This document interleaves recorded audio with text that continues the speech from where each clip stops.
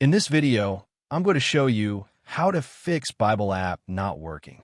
First, to resolve this issue, we will first head over to our device settings. From here, scroll down and tap on General. Once you're in the General Settings tab, look for iPhone Storage option and tap on it.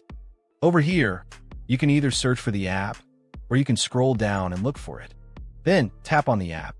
On the next screen, you need to tap on the Offload app option. A confirmation pop-up will come up. Now tap on the Offload app option here. It'll take a bit for processing, and then a reinstall button will show up. Simply tap on it to reinstall the app. This should resolve the issue, but if it doesn't, then you need to check if the app is running an older version. Head over to App Store. From here, double tap on this search icon in the bottom right corner, and then search for the app.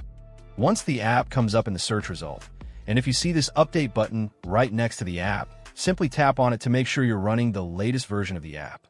However, if you continue to encounter this issue, then you will need to completely reinstall the app, which usually resolves the problem. Head over to this screen the way we did before. And over here, tap on the Delete App option here to uninstall the app from your device. A confirmation pop-up will come up. Now tap on the Delete option here. Once uninstalled, open up App Store and search for the app in the search bar.